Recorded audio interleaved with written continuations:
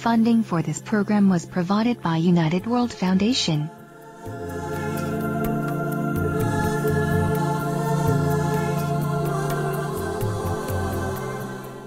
and the law offices of Jen H. Brown.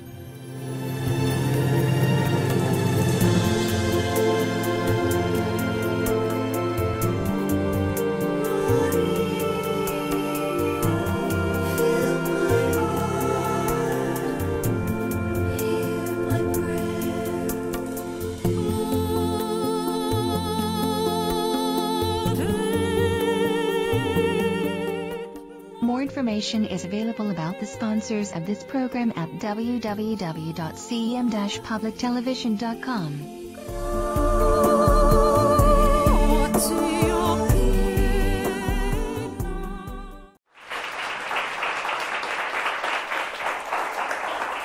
Hello and welcome to the Heart of Art. I'm your host, Elisa Brown.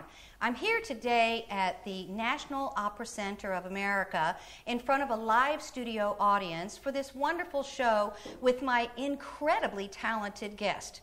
I chose this location because the acoustics are fabulous and it will perfectly showcase her exquisite talents.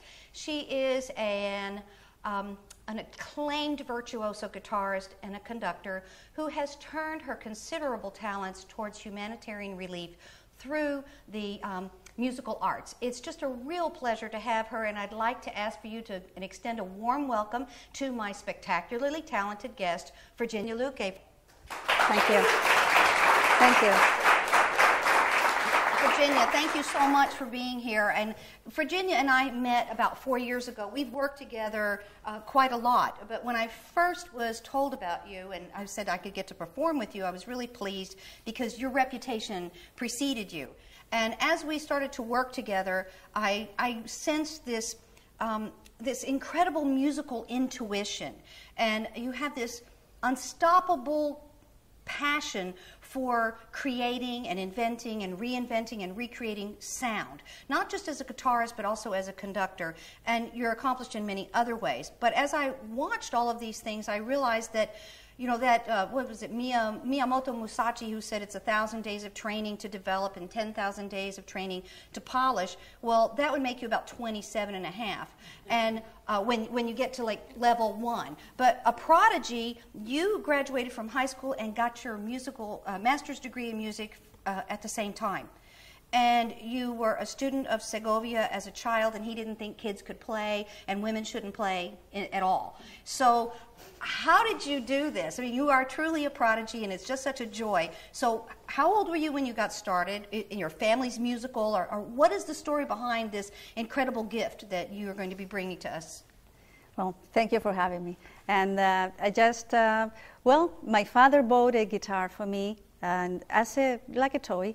And then I was in fond of it, and that I was just playing and playing all the time, trying just to make songs. Neighbors used to come and used to teach me a little song here and there, until I started when I was 7 years old, classical music at the conservatory. But before, prior to that, at the age of 6 years old, pretty much, I was already playing flamenco. You were playing flamenco guitar? Yes. At that time? Now, and I was giving concerts too. And you were giving concerts at 6 years old? Yeah, well, I needed to go faster. I was probably like playing jacks or, you know, learning how to do tiddlywinks or something at 6 years old. It's pretty amazing, Virginia. Now, you are from Algeciras in Cádiz in Spain. So was the conservatory there, or where did you do your private studies? Well, it was like 3 hours away by bus. So I was traveling from Algeciras to Malaga, and that was about every 15 days, because I couldn't really be living in Malaga because my father's business. And besides that, I had my studies, my regular studies that I needed to maintain. So until my father decided that it was about time to move to Malaga, and then I did that.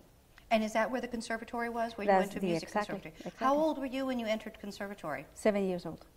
You entered the music conservatory at 7. Now, is that a different style of education than we have here? You can enter music conservatory at that age? Is that unusual? Right now it's a little bit older. I think it's about 9 or 10 years old. But when I started, 7 years old, it was acceptable. So that's what I did. And did you start? You started studying your classical training. Yes. And then from what I read in your bio, which I was really amazed, Right. you started working with Segovia at the age of 11? 10 and a half. 10 and a half. I tell you why 10 and a half. Okay. The thing was that I had a very important concert when I was 11, and I needed to be prepared and all that. And I had this prior audition with him, and that was when I was 10 and a half. And I played for him, and he said, okay, I'm going to give you some lessons. And then I had my concert that I was very proud to do, you know. But Segovia, he had a pretty big concert career himself. Yes. And he was one of the greatest guitarists. I'm sure you were very impressed with him. How did you meet him? I mean, how did he just heard about you? How did you come to his attention? I had a friend of my father's friend, was a mutual friend of Segovia. And Segovia, this was a minister of Malta Island, of Commerce of Malta Island. And this was a mutual friend of his. And he said, no, I think you should meet him because I admired him so much. And I said, well, it would be a dream. And he arranged the meeting. And that's the beginning of everything. He offered me lessons for free, and because I asked him. You asked him? I asked him, how much it's going to cost me, or my father's. And then he said, no, it's going to be free. I said, ooh, that's great. With Segovia, you studied for free. Now, yes. I know you've told me how many hours a day and days a week you studied with him. Every lesson was pretty much a torture. It was about 5 hours a day.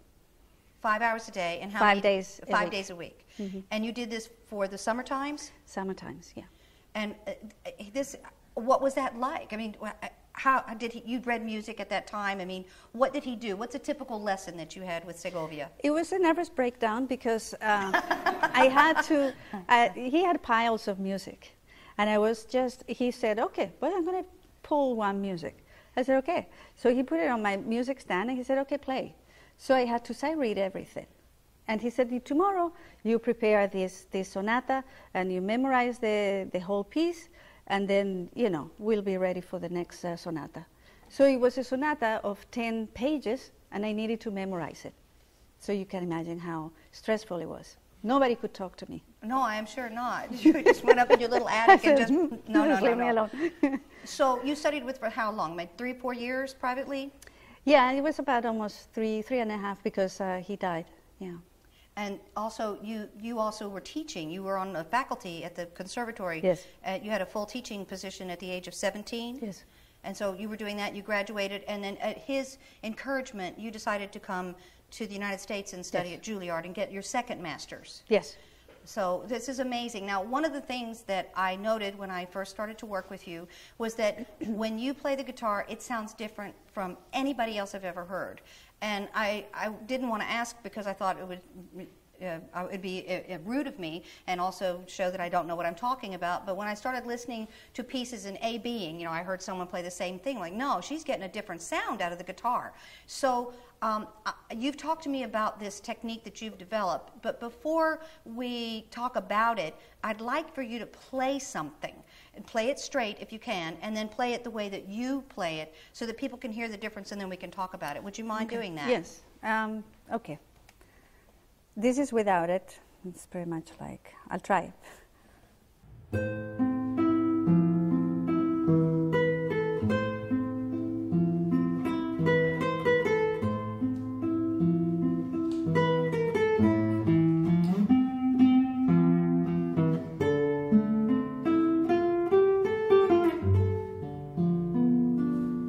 So, my way.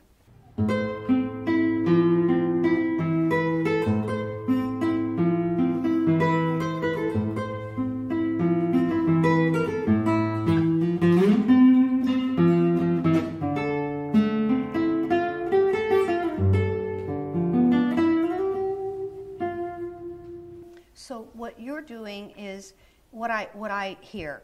And I don't have the ear that you do, is somehow you're adding to the depth of the expression of the instrument. You're adding different sonorities and different colors that seem to enter the realm of emotion. That's what I hear. The way a singer can sing with intention, when you play the guitar, you make the instrument sing. Now, did you study acoustics? I mean, what did? Yes, I take the instrument from a very different angle.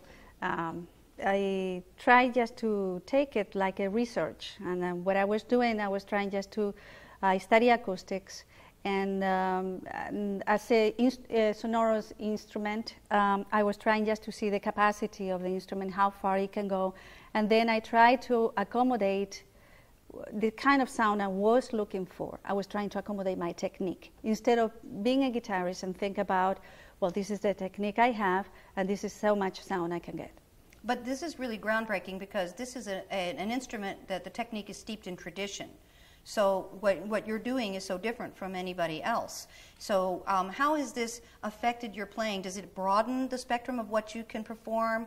Does it make it more difficult? Because it seems so much more involved. You seem to play kind of a power player from your shoulders. I'm trying to figure out what it is that you do. It is a more investing study, because what I have to do is just I have to think about how to get deeper on the string, I have to dig into the string more, I have to shorten my nails, I have to really think about the bounce of the string, and when I hit the string, how much frequency is going to support my sound. So I think of all that, and then on top of that, I have to make it musical.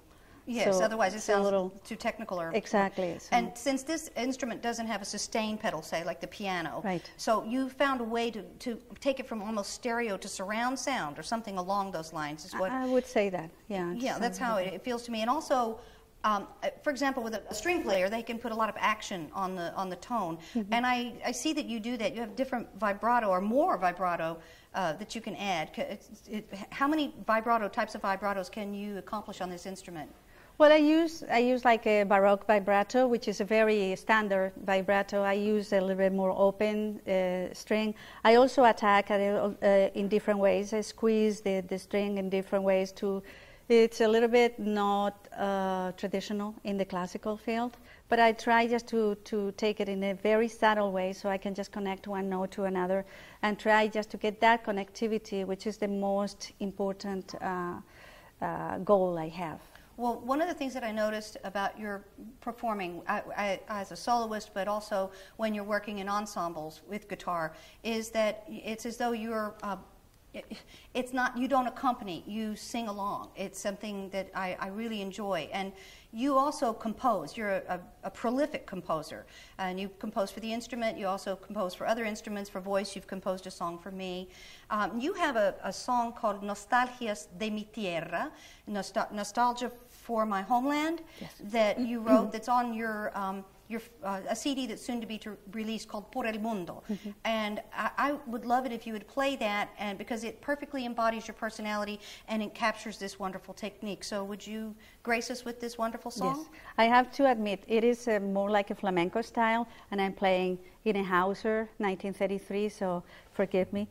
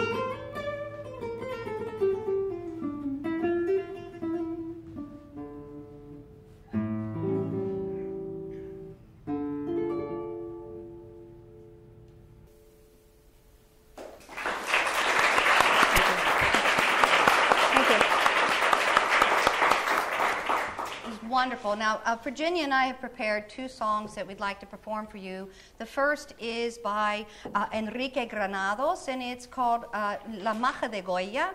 And this was inspired by a painting by Francisco de Goya called La Maja Desnuda or La Maja Vestida. There were 2 of them. It means the naked maja or the clothed maja. So what's a maja? Well, we don't have a word for that in English, but in Spain, a maja or a majo were people who lived at a time when Napoleon Bonaparte's brother Joseph was pretender to the throne. And they were from Madrid, typically common in background, not wealthy, not poor, and they could live in some pretty rough neighborhoods. They dressed in a very flamboyant style, and they were pretty, they were characters, we could say. And so this piece is so inspiring because it starts with this wonderful solo that is so inspiring that the maja feels moved to say that I will never forget my days with Goya. There isn't a woman, a girl, or a maja who doesn't miss him. And if I could find a fellow who loved me as he did, I would not look for any more joy or fortune.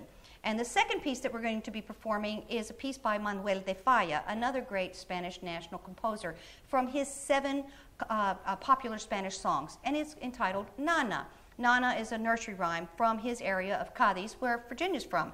And it might be the very first musical memory that he had. And these compositions are actually the beginning of his mature style. Lovely little song.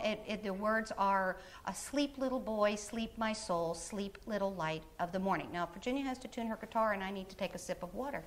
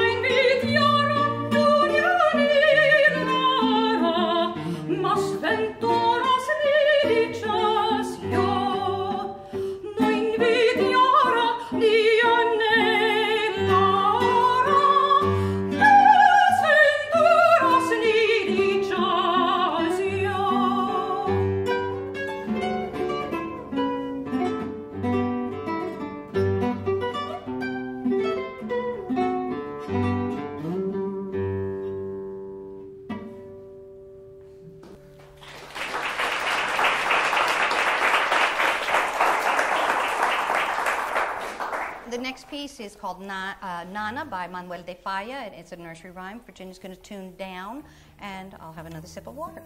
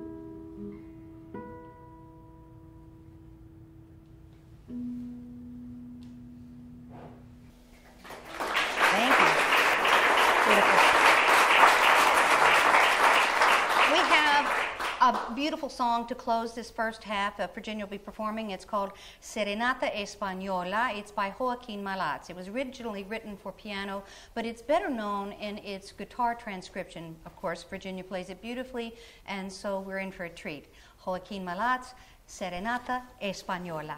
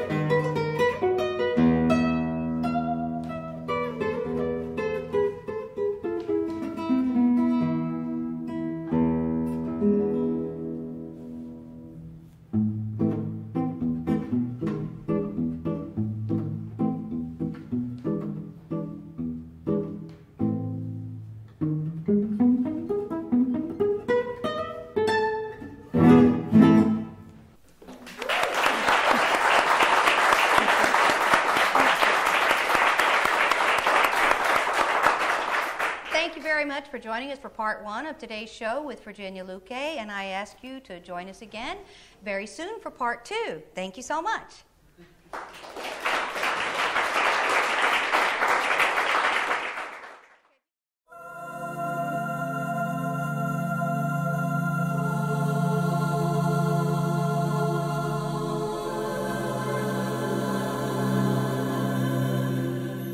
Funding for this program was provided by United World Foundation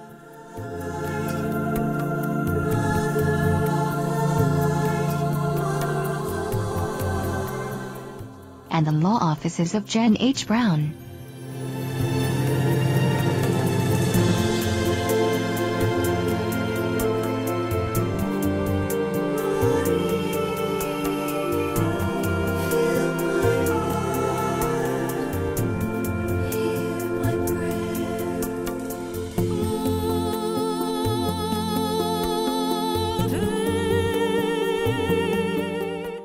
More information is available about the sponsors of this program at www.cem-publictelevision.com.